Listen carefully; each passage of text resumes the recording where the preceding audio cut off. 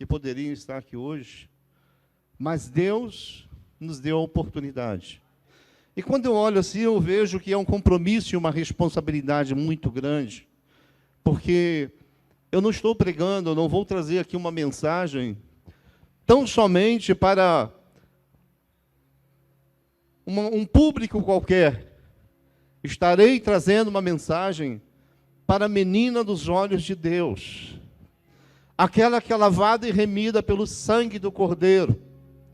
Estarei trazendo aqui uma mensagem para aquela igreja que pertence a Jesus Cristo, meu Senhor, teu Senhor.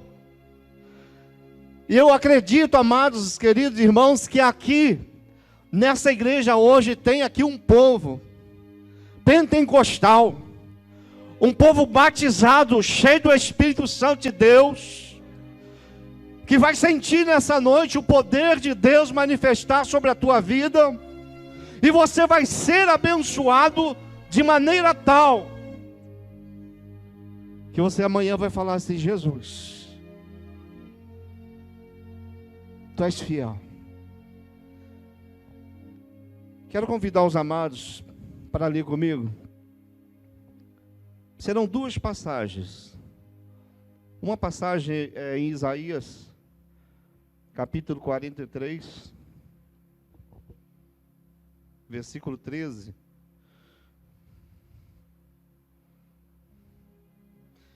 Isaías 43, os irmãos procurem juntamente comigo, aquele que trouxe sua Bíblia. Isaías 43, versículo 13.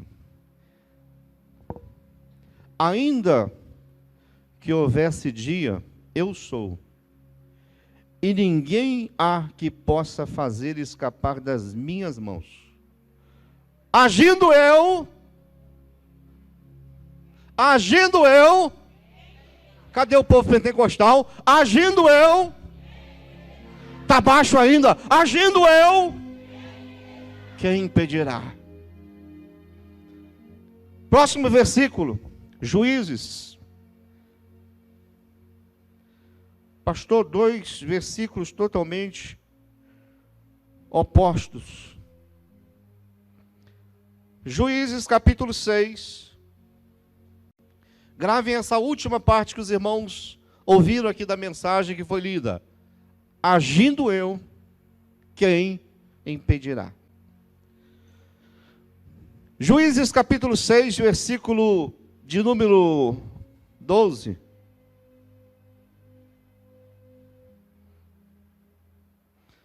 Diz assim: então o anjo do Senhor apareceu, ele disse: o Senhor é contigo, homem valoroso. Eita glória! Pode fechar a tua Bíblia, olha para o teu irmão, fala assim: o Senhor é contigo, varão ou varoa valorosa. O Senhor é contigo, o Senhor é sobre a tua vida, o Senhor vai operar um milagre na tua vida nesta noite. O Senhor vai fazer o sobrenatural na tua vida esta noite. Em nome de Jesus, como profeta, eu profetizo aqui nessa noite, que vai ser noite de milagre, noite de bênção, noite de prosperidade sobre a nossa vida, em nome de Jesus.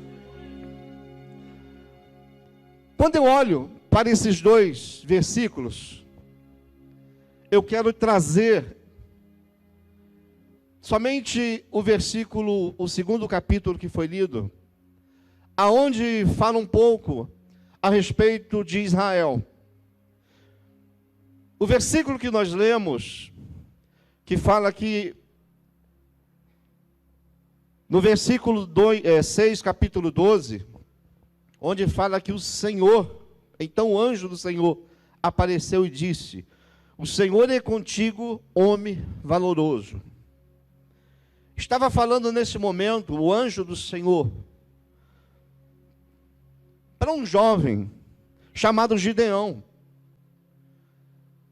Um jovem que estava judeu, um jovem judeu, mas que estava numa situação bastante complicada, porque ele estava, todo mundo conhece a história, malhando trigo no lugar onde pisava uva. Todo mundo sabe que o que ele estava fazendo era devido aos midianitas, que vinham como uma multidão de gafanhotos, traziam os seus gados, né, seus animais, suas ovelhas, seus camelos, suas cabras, e juntamente com aquela multidão de pessoas, e saqueava todo Israel, a ponto de Israel começar a padecer necessidade. Israel começou a passar fome. Então houve-se a necessidade. Deus tocou no coração desse jovem chamado Gideão. Acredito eu aqui no meu pensar que o Espírito Santo entrou naquele coração e começou a dar a ele um direcionamento. Começou a dar a ele uma direção, uma estratégia de como ele faria para conseguir manter o seu mantimento e o inimigo não levar. Por que, amados? Porque Israel sempre era uma temperatura alta e baixa diante de Deus. Israel havia momentos em que estava diante da presença de Deus, e a glória de Deus era sobre Israel, e Israel vencia todas as batalhas. Israel vencia todos os inimigos que se levantavam contra ele. Mas quando Israel se afastava de Deus, automaticamente o Senhor permitia que os inimigos se levantassem. E quando os inimigos se levantavam, prejudicava Israel. Mas tudo isso nós temos um aprendizado. Tudo isso nós temos um aprendizado. Por quê? Porque quando eu olho para a igreja, eu vejo que nós somos o Israel espiritual de Deus. E nós sabemos muito bem que quando nós, assim como Israel, quando nós estamos diante da presença de Deus, as lutas vão embora, não é assim? Não, as lutas vêm mais ainda. Amém?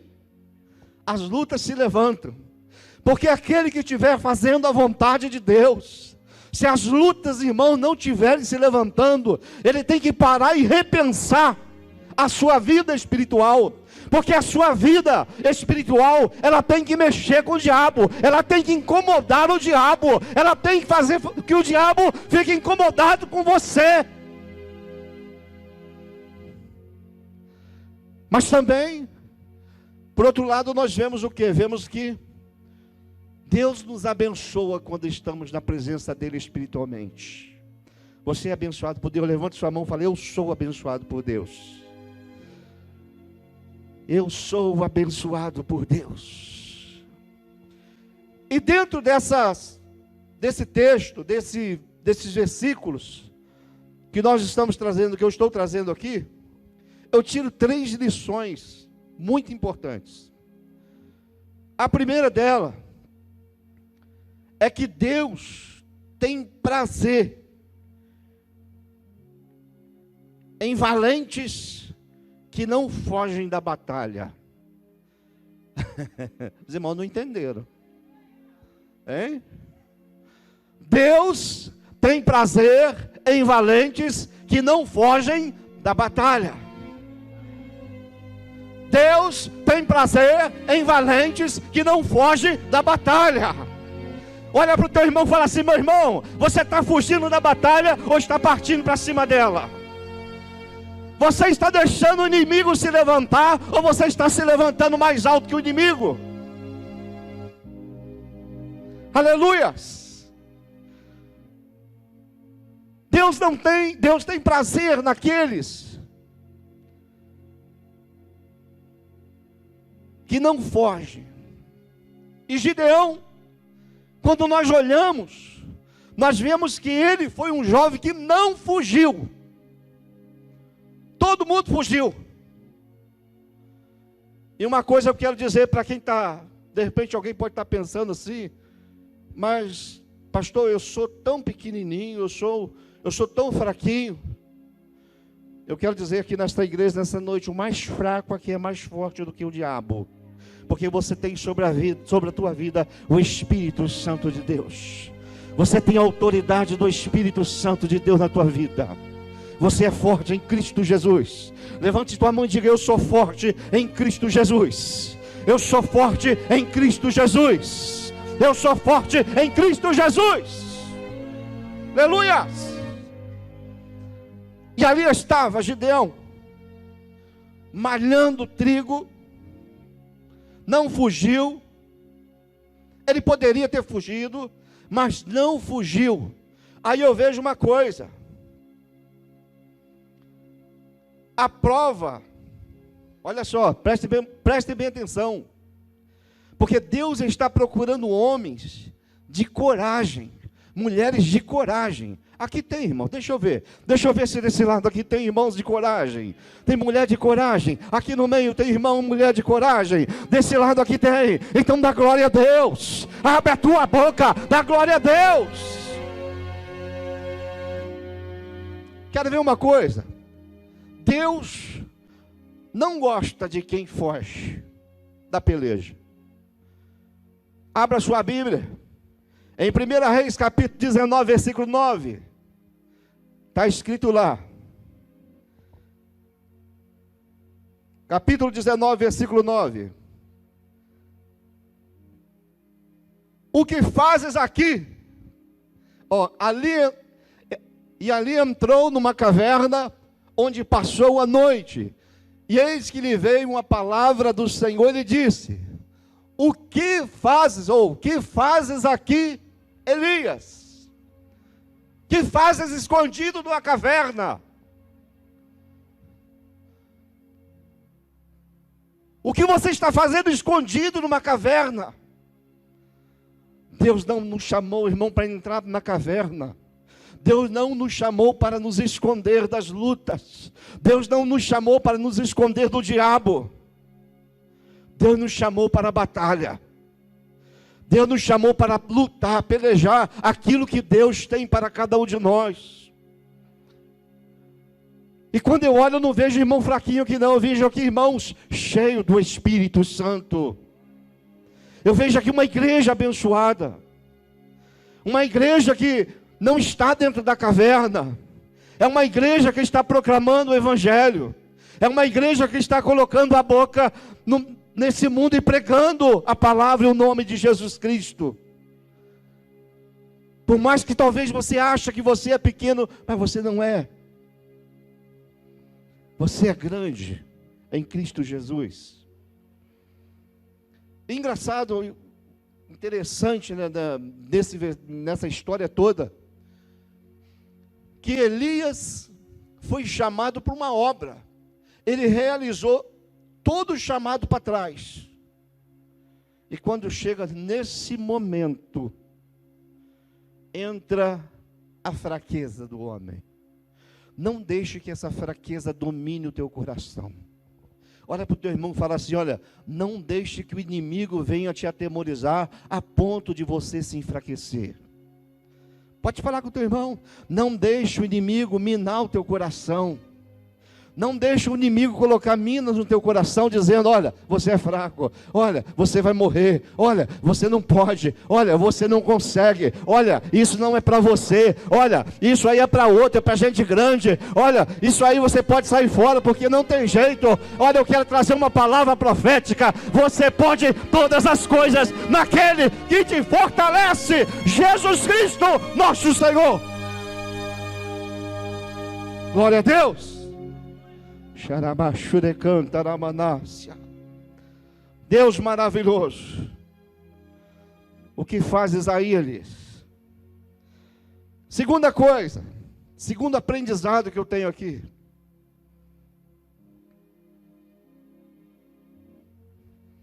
Aliás, antes do segundo aprendizado, Quando Deus, olha só, quando Deus, ainda nós estamos dentro do contexto daqueles que não fogem. Primeiro aprendizado ainda. Quando Deus chamou Samuel para ungir Davi, eita glória, eita Jesus, tem um mistério aqui, irmãos. Tem algo sobrenatural aqui. Tem algo tremendo aqui. Alá, Shuriante, como, Manás. Rafachube canta na Manás. Quando chamou ele, o inimigo ele é tão sagaz, tão sagaz. A sagacidade dele ultrapassa às vezes certas situações em que às vezes até o profeta pode ser enganado. Mas aqui tem profeta ligado nos céus. Aqui tem profeta ligado nos céus. Aqui tem profeta ligado no céu. Lá atrás tem profeta ligado no céu. Lá daquele outro lado tem profeta ligado no céu. Lá em cima tem profeta ligado nos céus. Desse lado lá em cima tem profeta ligado nos céus. Glória a Deus. Entrou Eliabe. E o profeta já ia ungir, porque por certo este homem belo é ungido do Senhor. Deus não falou na mesma hora, porque Deus não vê a aparência. Eita glória. Deus não vê a aparência. Deus não vê a aparência. Deus não vê a aparência. Deus vê o que está aqui dentro do teu coração. Deus vê realmente o que você é. Não adianta esconder. Não adianta fugir. Não adianta correr. Não adianta maquiar. Não adianta tentar passar uma maquiagem para disfarçar. Deus conhece você no íntimo do teu coração. Aleluias! Porque Deus já tinha escolhido Davi, jovem, de aparência gentil, mas corajoso, a ponto de matar leão e urso por uma ovelha. Ele estava ali, irmãos, aquele jovem que aparentemente não era nada, desprezado pela família. Talvez você seja desprezado, talvez alguém não tenha dado nada para você, nada por você, mas eu quero dizer, você é um escolhido de Deus. Sobre você está o Espírito Santo. Sobre tua vida está o Espírito Santo de Deus. A glória de Deus está sobre a tua vida. E nada pode mudar isso, amados. Não tem nada nessa terra, nesse mundo, que pode mudar esta presença, esta coisa gloriosa, que é a presença do Espírito Santo sobre a tua vida, que te dá unção, te dá poder, te dá glória, te dá autoridade.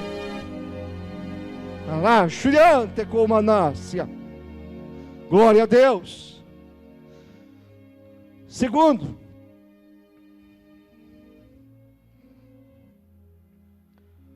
nossas atitudes movem o coração de Deus. Fala para o teu irmão, ó, nossas atitudes movem o coração de Deus. Sua atitude move o coração de Deus. Sua atitude move o coração de Deus. Porque Deus está de olho nos seus verdadeiros adoradores. Aqueles que o adoram em espírito e em verdade. Aqueles que estão buscando a Deus em espírito e em verdade. Provérbios capítulo 24, versículo 12. Pois o Senhor que examina os corações entende plenamente a verdadeira intenção do Espírito. É Ele, e Ele responde a cada um de acordo com as suas ações e de acordo com a bondade dos seus atos. É o que Deus está falando, é a palavra de Deus. Provérbios capítulo 15, versículo 29. O Senhor está longe dos ímpios, mas ouve a oração dos justos. Aquele que está buscando a Deus, Deus está ouvindo a tua oração. Deuteronômio capítulo 30, versículo 16.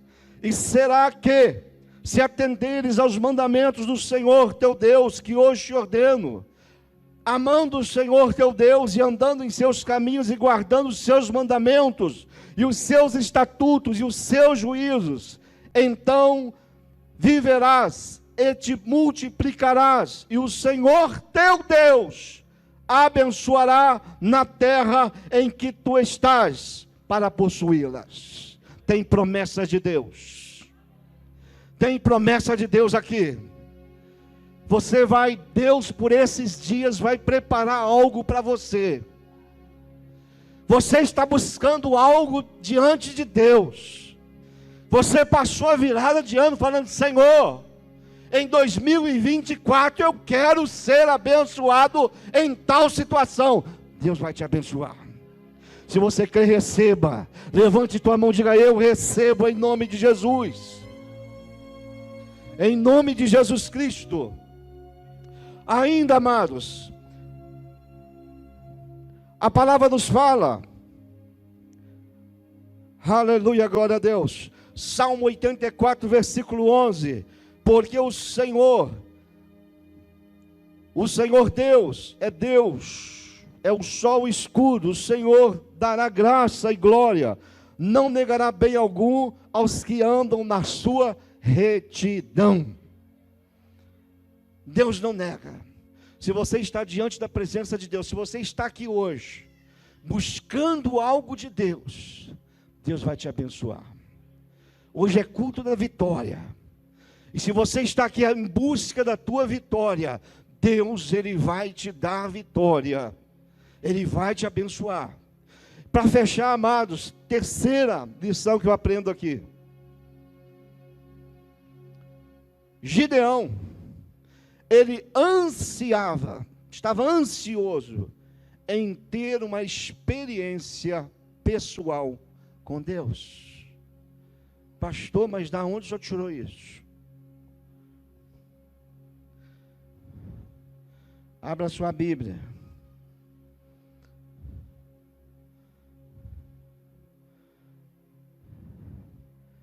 Abra sua Bíblia em nome de Jesus. Em Juízes, deixa eu abrir a minha aqui. Juízes, capítulo 6. Vamos ler o versículo 13. Olha só como que as coisas de Deus estão embutidas dentro do versículo. Mas Gideão lhe respondeu: ai, Senhor meu, se o Senhor é conosco, por que tudo isso nos sobreveio? Aí, até aqui parou. Agora começa o desejo de experiência. O que é feito de todas as suas maravilhas? O que é feito de todas as suas maravilhas? Que nossos pais nos contaram. Epa, para aí. Nós vemos agora quem? Gideão, um jovem, avivado do espírito, avivado, com desejo de lutar, com desejo de vencer, mas que ele mesmo ainda não tinha passado por uma experiência com Deus. E é aqui que eu quero fechar. Porque eu sempre falei uma coisa, e bato o pé nisso. Eu nunca pessoalmente vi Jesus, mas eu creio em Jesus Cristo por ouvir falar. Eu creio em Jesus Cristo por ouvir falar. Eu creio nos milagres que Ele fez. Eu creio nas libertações que Ele realizou. Eu creio na manifestação. Eu creio na salvação da minha alma. Eu creio que Ele pode todas as coisas. Eu ouvi falar que Ele ressuscitou Lázaro, e eu creio que Ele ressuscitou Lázaro, porque a Bíblia, a palavra de Deus me fala isso. Aí quando eu aumento a minha fé, porque quando eu olho lá para não desfazendo dos discípulos, Mas quando eu olho para os discípulos, eu vejo João, que andou com Jesus, viu os milagres que Jesus fez, andou sobre as águas. Eu nunca andei sobre as águas. Pedro andou sobre as águas. Mas no final Jesus fala para ele: olha, quando te converteres, comunica aos outros, e antes que o galo cante, 3 vezes me negarás. Quando eu vejo isso, eu vejo uma necessidade, eu vejo que vida espiritual é totalmente diferente, às vezes, daquilo que nós pensamos. Vida espiritual é viver Cristo na sua plenitude, é pensar como o Senhor, é agir como o Senhor, por mais difícil que seja.